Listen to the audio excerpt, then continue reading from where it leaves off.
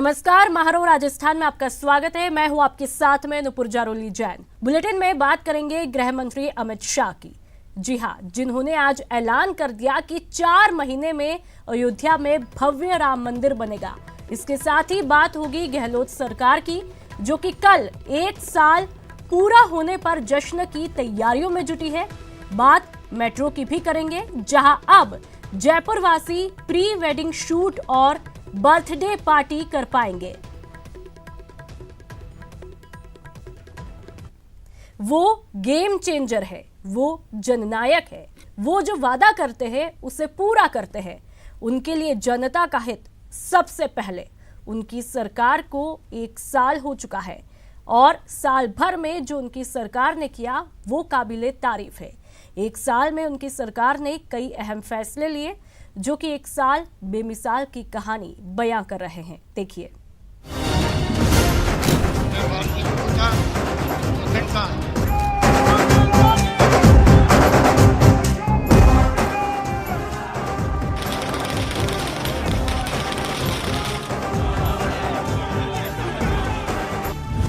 एक साल बेमिसाल, 1 साल उपलब्धियां बेशुमार, 1 साल कमाल ही कमाल, 1 साल स्वर्णिम साल। गहलोत हैं तो पॉसिबल है। Game changer Gehlot.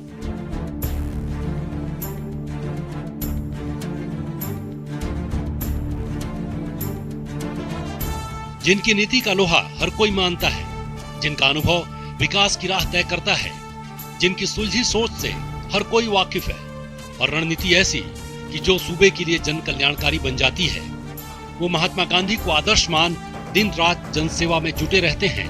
वो विकास पुरुष हैं, गरीबों के मसीहा हैं, वो जन नायक हैं।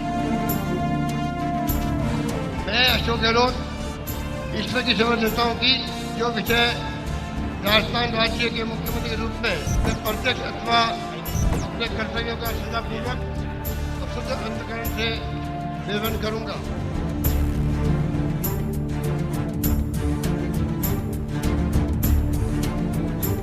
तारीख 17 दिसंबर 2018।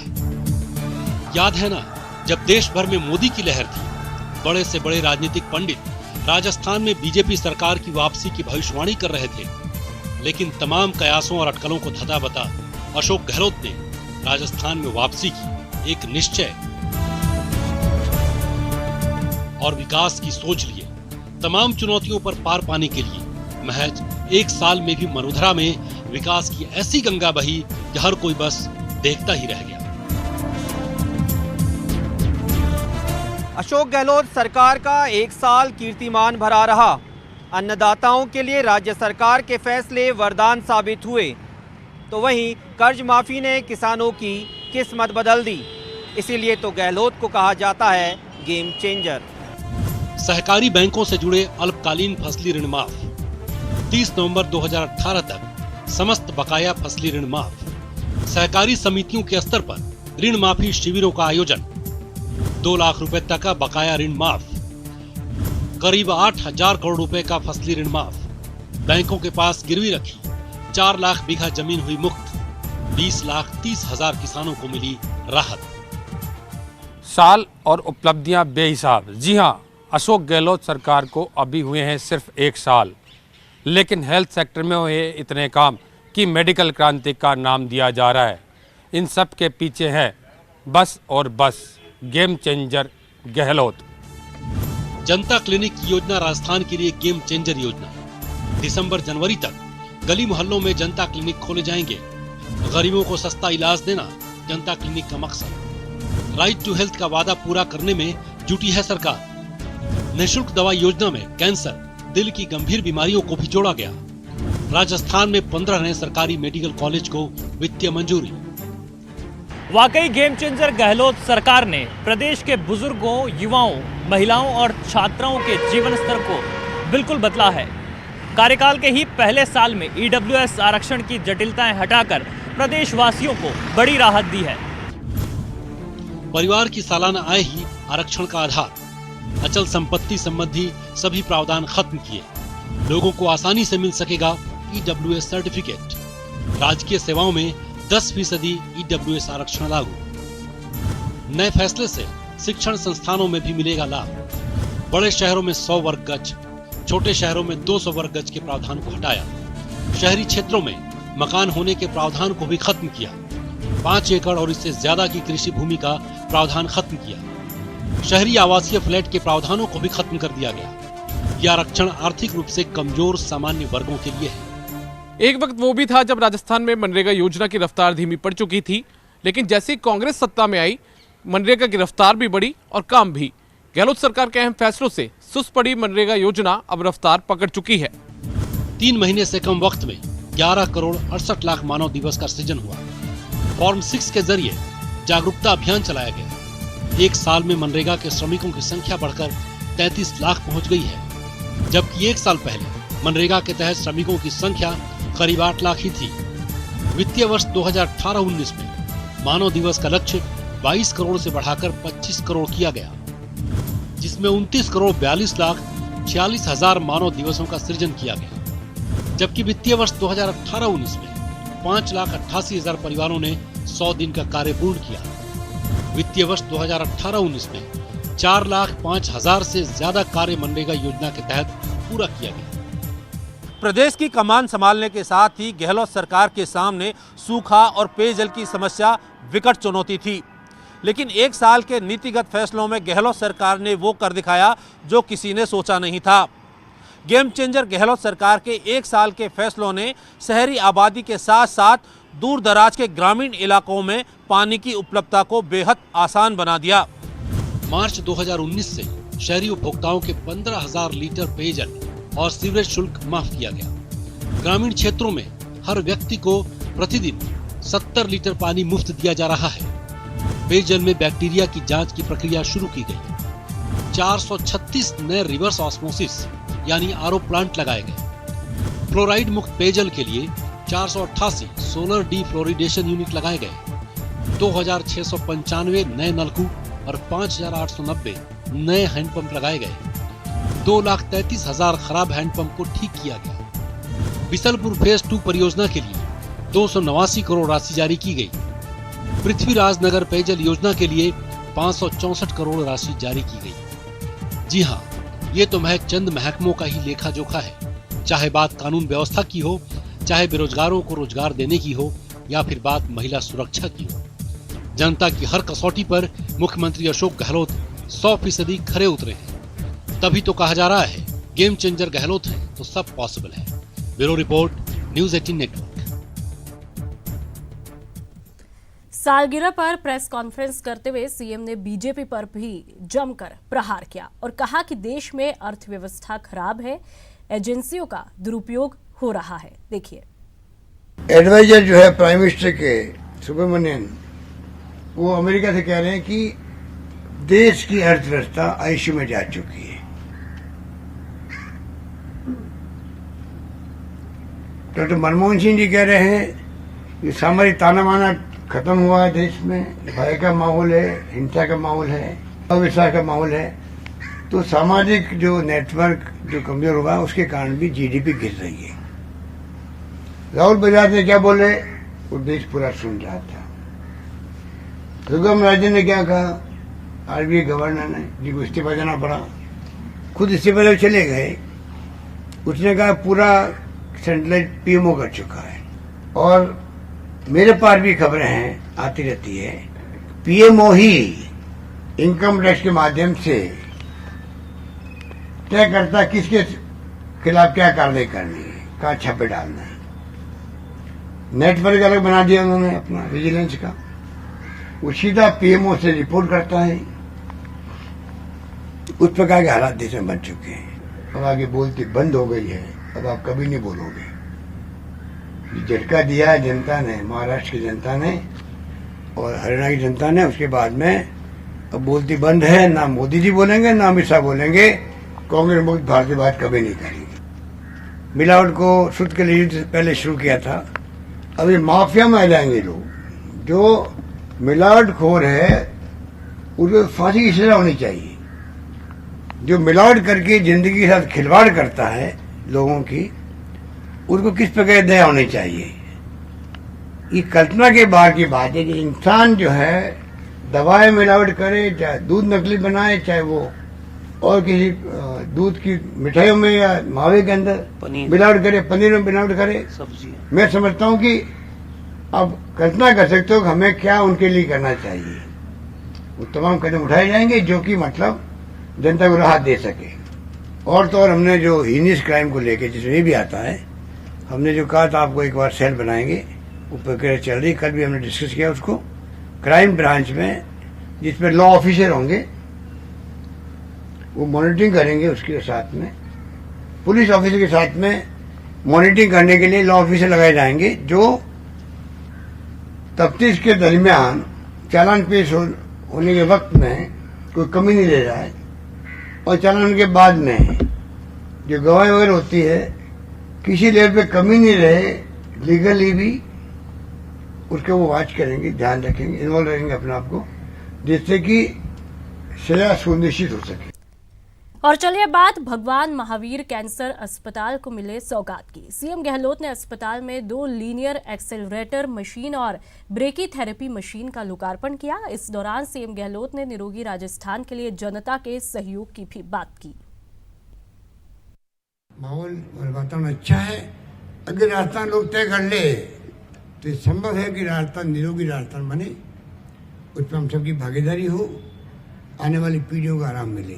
सबके सहयोग से हम चाहेंगे कैसे राजस्थान में लोगों को एजुकेट करें, मोटिवेट करें। डॉक्टर सुधीर भंडारी हमारे प्रिंसिपल एसएमएस के, वो इस काम में लगे हुए हैं।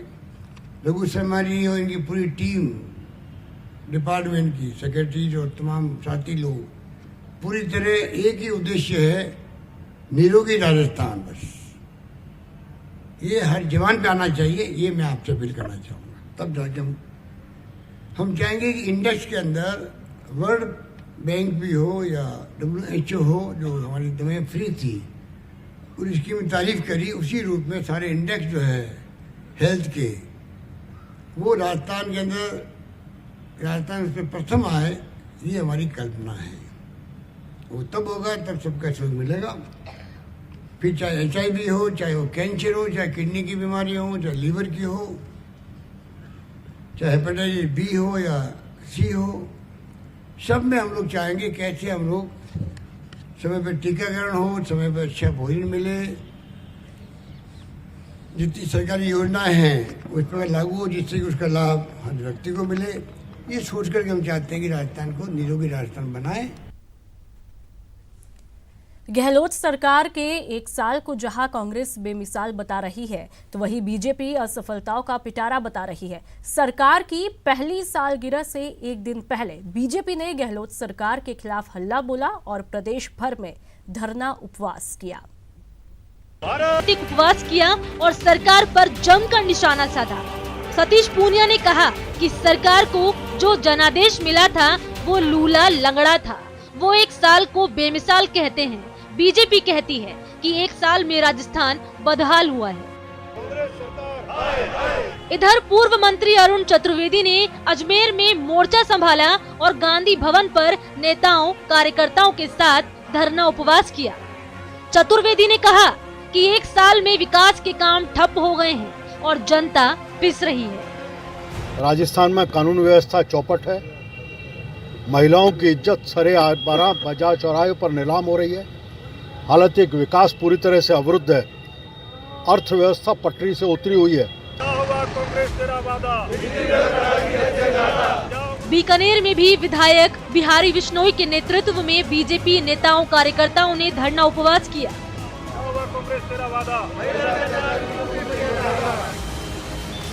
दौसा में बीजेपी नेता और कार्यकर्ता गांधी तिराहे पर जुटे और गहलोत सरकार के खिलाफ 1 दिन का उपवास रखा। वहीं श्री गंगानगर में बीजेपी नेताओं ने गोल बाजार पर धरना दिया और 1 दिन का उपवास रखा। जबकि डूंगरपुर में बीजेपी ने कलेक्ट्रेट के सामने धरना दिया। धरने में शामिल पूर्व मंत्री सुशील कटारा, जिलाध्यक्ष वेलजी पाटीदार समेत बीजेपी नेताओं ने प्रदेश सरकार के खिलाफ 1 दिन का उपवास किया। चित्तौड़गढ़ में भी बीजेपी कार्यकर्ताओं ने सांसद टीपी जोशी और पूर्व मंत्री श्रीचंद कृपलानी के नेतृत्व में कलेक्ट्रेट चौराहे पर धरना दिया और प्रदर्शन किया।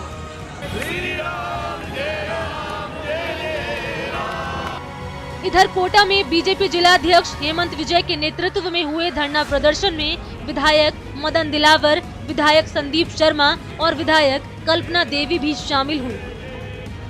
इधर भीलवाड़ा रेलवे स्टेशन के बाहर डॉक्टर भीमराव अंबेडकर की प्रतिमा के पास बीजेपी नेताओं ने एक दिन का उपवास रखा। सालगिरह पर सरकार 4 दिन तक जश्न मनाएगी, लेकिन उससे पहले ही विरोध में बीजेपी ने सरकार के खिलाफ शहर शहर हल्ला बोल दिया। Bureau report, news 18 network. और चलिए फिलहाल वक्त तो चला एक ब्रेक का। ब्रेक बनना चाहिए नहीं बनना चाहिए, बनना चाहिए नहीं बनना चाहिए। सुप्रीम कोर्ट के बाद सरकार की भी हरी झंडी। भव्य राम मंदिर के लिए तारीख तय। राम मंदिर को लेकर शाह का ऐलान। 4 महीने में बनेगा भव्य राम मंदिर। अयोध्या में भव्य मंदिर कब? आज नहीं, दशकों से ये सवाल पूछा जा रहा है। हुकूमत बदलती रही, सरकारें बदलती रही, लेकिन सवाल जस का तस कि आखिर अयोध्या में रामलला का मंदिर कब बनेगा। 100 सालों से दुनिया भर के भारतीयों की मांग थी कि अयोध्या में भव्य राम मंदिर बनना चाहिए, जहां भगवान श्री राम का जन्म हुआ। अब ऐसे सवालों से पर्दा उठ गया है। पहली बार बीजेपी के अध्यक्ष और देश के गृह मंत्री अमित शाह ने राम मंदिर को लेकर बड़ा बयान दिया है और खुलासा किया है कि आखिर कब बनेगा राम मंदिर। 4 माह के अंदर आसमान को छूता हुआ प्रभु श्री राम का मंदिर अयोध्या में बनने जा रहा है। सुना आपने, सिर्फ 4 महीने बाद बनेगा भव्य राम मंदिर। अमित शाह ने ये ऐलान झारखंड के पाकुड़ में किया, जहां वो झारखंड विधानसभा चुनाव को लेकर जनसभा को संबोधित कर रहे थे। अमित शाह के इस बयान के बाद नवाब मलिक ने क्या कहा, ये भी सुन लीजिए। नागरिकता विधेयक को लेकर देश में आग लगी हुई है, पूरा देश धधक रहा है। हमें लगता है कि अमित शाह जी उससे ध्यान बटाने के लिए राम मंदिर के नाम पर फिर बयान दे रहे हैं। उनको सोचना पड़ेगा कि जो हालात उन्होंने पैदा किए उस पर वो बयान दे। सवाल है कि जब तक मंदिर को लेकर तारीख का ऐलान नहीं हुआ था, तब तक विपक्ष में बेचैनी थी। हर बार तारीख पूछा जाता था। अब जब तारीख बताई जा रही है, तो फिर परेशानी कैसी? क्यों इसे दूसरे मुद्दों से? जन सूचना पोर्टल को लॉन्च करना बड़ा कदम रहा। देखिए, 1 साल पारदर्शी सरकार।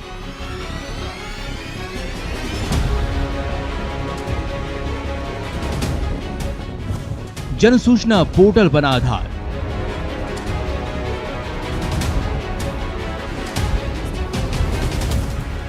हर काम की जानकारी ऑनलाइन। Game changer Gehlot. सही दिशा के साथ सटीक नीति हो और विकास कार्यों में पारदर्शिता हो तो उसका असर दिखना लाजमी है। गहलोत सरकार के 1 साल के कार्यकाल में न सिर्फ काम बेशुमार हुए हैं, बल्कि कई अहम फैसले लिए गए हैं, जिसमें कई विभाग के कामकाज को पारदर्शी बनाने के लिए गहलोत सरकार ने 13 सितंबर को जन सूचना पोर्टल को लॉन्च करने का क्रांतिकारी कदम उठाया, जिससे सरकारी कामकाज की जानकारी हर किसी के लिए ऑनलाइन उपलब्ध हो गई है। इसके साथ ही आरटीआई के जरिए सरकारी कामकाज की जानकारी जुटाने की जरूरत भी खत्म हो गई। सरकारी योजना का किस लाभार्थी को फायदा मिला, किस किसान का कितना कर्ज माफ हुआ, किस गाँव और ठाड़ी में कितना विकास कार्य हुआ, इस तरह की तमाम जानकारी अब ऑनलाइन पर हर कोई हासिल कर सकता है, जो सरकारी कामकाज में पारदर्शिता के नए युग की शुरुआत मानी जा रही है। इसके पीछे सिर्फ और सिर्फ गेम चेंजर गहलोत का हाथ है। जन सूचना पोर्टल से कई विभागों की 47 तरह के योजनाओं की जानकारी हासिल की जा सकती है। उनमें मुख्यमंत्री निःशुल्क दवा और जांच योजना की जानकारी, हर पंचायत के बजट और विकास कार्य की जानकारी, मनरेगा श्रमिक, स्वच्छ भारत मिशन शौचालय के लाभार्थियों की जानकारी, किसान कर्ज माफी की जानकारी, अल्पकालीन फसल ऋण की जानकारी, एमएसपी पर किसानों से खरीद और भुगतान की जानकारी, सरकारी राशन की दुकानों की जानकारी और शाला दर पर सामाजिक सुरक्षा पेंशन, पालनहार योजना, और छात्रवृत्ति के लाभार्थियों की भी पूरी जानकारी है। तो वहीं जन सूचना पोर्टल से गिरदावरी की नकल, डिजिटल साइन जमाबंदी जैसी कई अहम जानकारी भी हासिल की जा सकती है। इस तरह गेम चेंजर गहलोत ने सरकारी कामकाज में पारदर्शिता लाने के लिए जन सूचना पोर्टल के जरिए क्रांतिकारी शुरुआत कर दी है, जिससे न सिर्फ अब हर किसी को सरकारी योजनाओं की जानकारी मिल रही है, बल्कि लाभार्थियों और विकास कार्यों की जानकारी भी अब फाइलों से निकलकर ऑनलाइन हो गई है। Bureau report, news 18 Rajasthan. तो एक साल में गहलोत सरकार की कई उपलब्धियां रही हैं, जिसमें जन सूचना पोर्टल के जरिए कई विभागों को पारदर्शी बनाने का बड़ा कदम उठाया गया। गहलोत सरकार के विकास कार्यों और सरकारी योजनाओं के लाभार्थियों की जानकारी ऑनलाइन हर किसी के लिए उपलब्ध कराने समेत कई अहम फैसले को लेकर डीपीआर मंत्री रघु शर्मा से बातचीत की हमारे संवाददाता गोवर्धन चौधरी ने। जन सूचना पोर्टल को राज्य सरकार की एक बड़ी उपलब्धि के तौर पर दिखाया जा रहा है। जन सूचना पोर्टल का आइडिया कहां से आया और कितनी बड़ी उपलब्धि इसको माना जा रहा है, हमारे साथ इस पूरे मामले पर चर्चा करने के लिए राज्य के चिकित्सा और जन संपर्क मंत्री रघु शर्मा मौजूद हैं। रघु जी, जन सूचना पोर्टल को एक बड़ी उपलब्धि के तौर पर सरकार में प्रचारित किया जा रहा है, कितना बड़ा काम मानते हैं इसे आप? देखिए, गवर्नेंस में पारदर्शिता लाने के लिए कांग्रेस जब दिल्ली में सरकार में थी तो हमारी सरकार राइट टू इन्फॉर्मेशन लेके आई। अब जब से राजस्थान में कांग्रेस की सरकार बनी है, उससे एक कदम आगे बढ़कर हमने जन सूचना पोर्टल बनाया और सरकार बनने के 8 महीने बाद ही 13 सितंबर को इसको लॉन्च भी कर दिया। अब इसके आने के बाद, क्योंकि कई एक्टिविस्ट जो आरटीआई के, उनकी भी भावना थी कि सारी पारदर्शिता और ज्यादा सुनिश्चित होनी चाहिए गवर्नेंस की, कौन से विभाग में क्या हो रहा है, इस बात की जानकारी जनसाधारण अगर लेना चाहे तो आरटीआई के माध्यम से तो सूचना प्राप्त करने में समय लगता था, लेकिन अब तत्काल आप पोर्टल कितना लाभ मिला, इसके अलावा आपका हमारा जो निःशुल्क दवा योजना या जांच योजना है, हमने इसको भी इस सूचना पोर्टल के माध्यम से जोड़ा है। तो निःशुल्क दवा योजना के लाभार्थियों की संख्या कितनी है, कितने लोग वंचित रह गए, कितने लोगों को मिलना बाकी है या कितने लोग ले रहे हैं, ये सारा फीडबैक आम आदमी ले सकता है।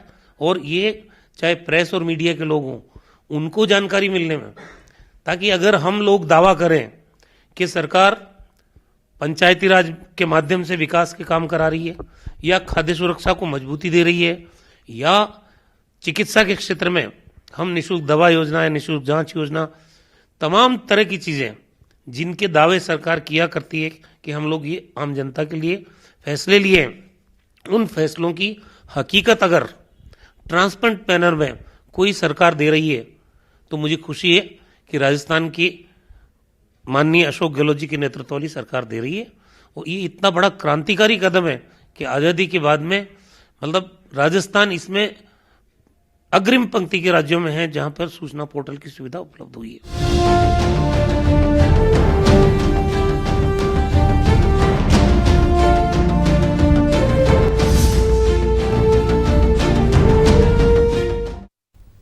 इंतजार हुआ खत्म। अगले 6 महीनों में सहकारिता संस्थाओं में चुनावी माहौल दिखने लगेगा। चुनाव की प्रक्रिया भी शुरू हो चुकी है। करीब 18,000 से भी ज्यादा संस्थाओं में जून माह तक चुनाव संपन्न कराए जाएंगे।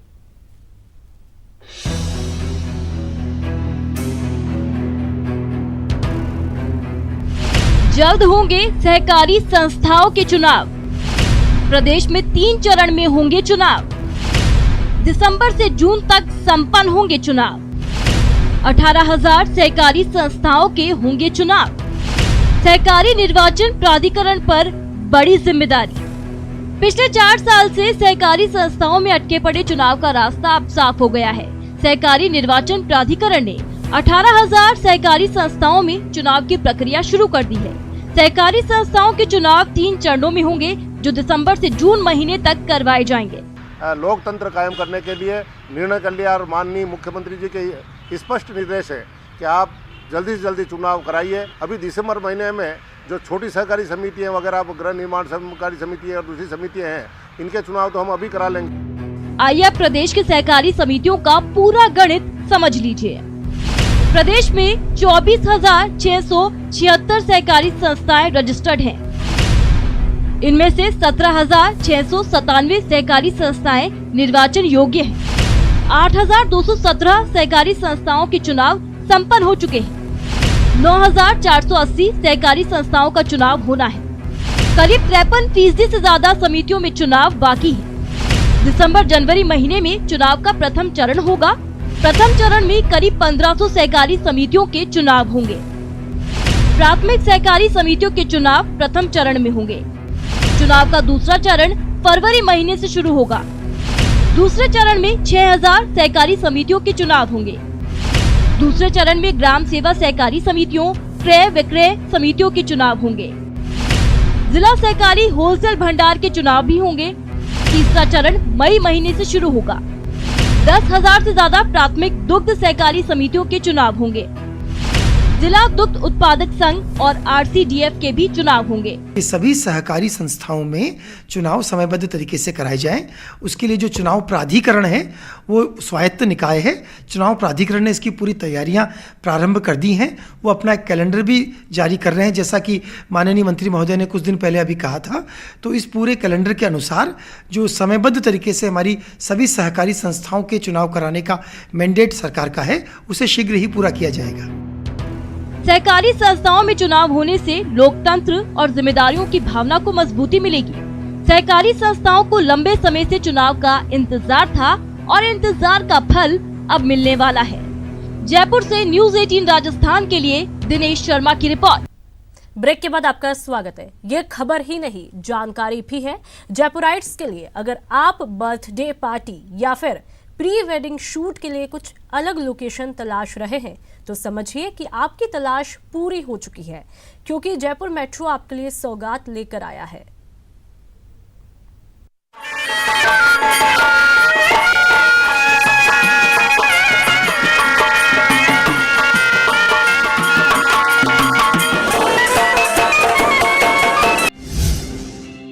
बर्थडे पार्टी है, जयपुर मेट्रो है ना।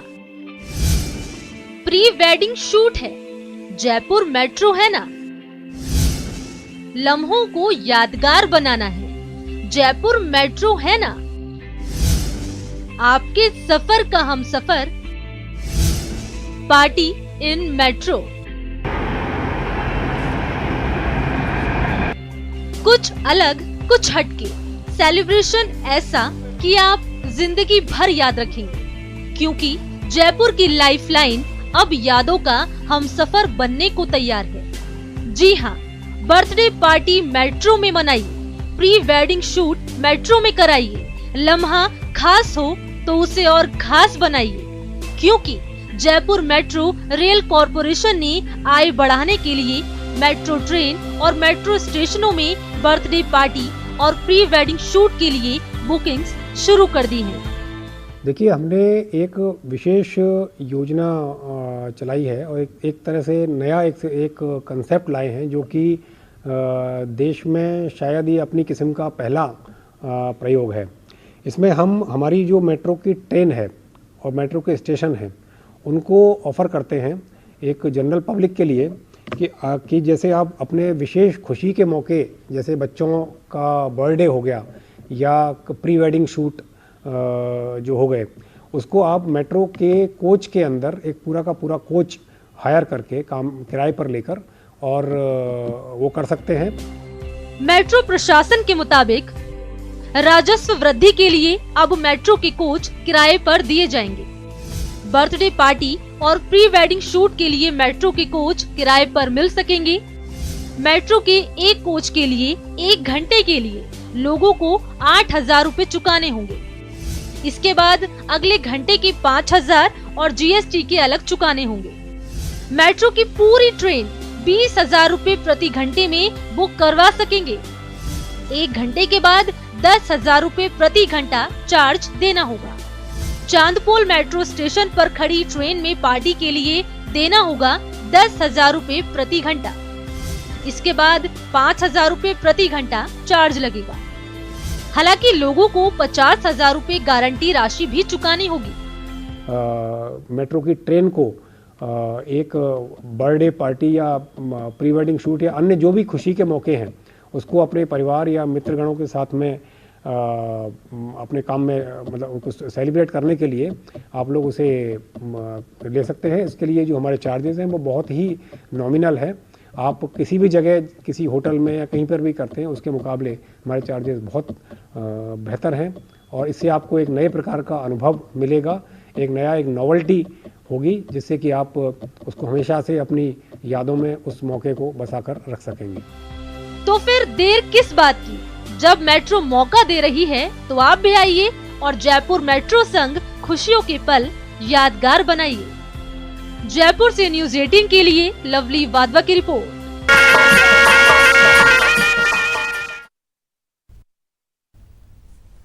सर्दी आई, सबकी धूजनी छुटाई, लेकिन दिसंबर में सर्दी इस कदर दर्द दे रही है कि भक्त अपने भगवान को भी गर्म कपड़े पहनाने पर मजबूर हुए हैं। देखिए, बालाजी को ऊन का चोला चढ़ाया गया है। लड्डू गोपाल ने गर्म कपड़े पहने हैं। राधा कृष्ण को भी ठंड से बचाया जा रहा है। माता रानी को सर्दी में शॉल पहनाई गई है। भैरवनाथ को सिर पर गर्म टोपी पहनाई गई है। राम, सीता, लक्ष्मण का भी ठंड से बचाव किया जा रहा है। बजरंगी भी गर्म कपड़ों से ढके हुए हैं और विघ्नहर्ता को ऊनी वस्त्र धारण कराए गए हैं। मदार गेट स्थित बालाजी मंदिर में भगवानों को सर्दी ना लग जाए इसीलिए सबको गर्म कपड़े पहनाए गए हैं। न सिर्फ अजमेर बल्कि चित्तौड़गढ़ में भी मंदिरों का आलम अलग नहीं है। यहाँ भी ठंड से बचाने के लिए भगवानों को गर्म कपड़े पहनाए गए हैं। लेकिन दिसंबर में सर्दी इस कदर दर्द दे रही है कि शहर दर शहर सर्दी से लोग सिकुड़ रहे हैं। बचाव सिर्फ एक अलाव जो ठंड में गर्मी का एहसास करा रहा है। खुद का बचाव तो अलाव से हो रहा है लेकिन अपने भगवान को भी सर्दी से बचाना है। इसीलिए भक्तों ने भगवानों को गर्म कपड़े पहना दिए हैं। 2-3 रोज से तो बहुत ज्यादा ही सर्दी हो रही है, बहुत ज्यादा गलन हो रही है तो दिन से बाहर निकलना ही ठंडी ज़्यादा हो रही है। तो भगवान को भी ठंडी से बचाने के लिए साल और पूरा रखिए। सर्दी तो बहुत ज़बरदस्त है। बच्चों में स्कूल छोड़ने में बहुत ज़्यादा दिक्कत हो रही है। यहाँ वहाँ इधर उधर आने जाने में मतलब कि घर से बाहर निकलने की भी इच्छा नहीं हो रही है। 7-8 दिनों से ठंड ज़्यादा बढ़ गया है तो उसके हिसाब से ग्राहकी भी थोड़ा ज़्यादा हो रहा है। तो आप सबको निवेदन है कि आप यहाँ बता रहे अभी भी हमारे पास जो वैरायटी चाहिए वो पूरा वैरायटी है और आप इस ठंड में यहाँ आके शॉपिंग करें। न सिर्फ कपड़े बल्कि सर्दी में भगवान के भोग पर भी खासा ध्यान दिया जा रहा है। मौसम के हिसाब से भोग में बदलाव किया गया है। भगवानों को भोग में गर्म पकवान दिए जा रहे हैं। चित्तौड़गढ़ से पीयूष मुंदड़ा के साथ अजमेर से दीपक दाधीच की रिपोर्ट। और चलिए अब आपको दिखाते हैं प्रदेश में किस तरह सर्दी ने अपना सितम बरपा रखा है। हम आपको आपकी टीवी स्क्रीन पर प्रदेश की कई जिलों की तस्वीरें दिखा रहे हैं। देखिए, जहां ठंड ने अपना रूप दिखा दिया है, जिससे बचने के लिए लोग अपने अपने तरीके से उपाय कर रहे हैं। इन 6 तस्वीरों के जरिए साफ तौर पर आप देख सकते हैं कि किस तरह से ठंड से बचने के लिए लोग जो है अलाव का सहारा लेते हुए दिखाई दे रहे हैं। पहली तस्वीर जयपुर से, दूसरी बीकानेर, तीसरी चूरू और चौथी रतनगढ़, 5वीं करौली और आखिरी जो तस्वीर है वो माउंट आबू की। तो सर्दी लगातार अपना सितम जो है वो बरपा रही है।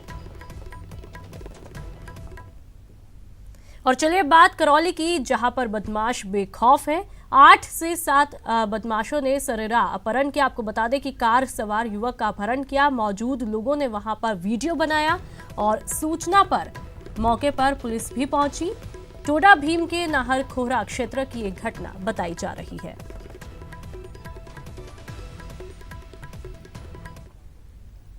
और इस बुलेटिन में फिलहाल इतना ही। साथ ही अपने पसंदीदा चैनल यानी कि न्यूज़ 18 राजस्थान की ताज़ा तरीन खबरों को देखने के लिए आप विजिट कर सकते हैं हमारी वेबसाइट news18rajasthan.com पर। नमस्कार।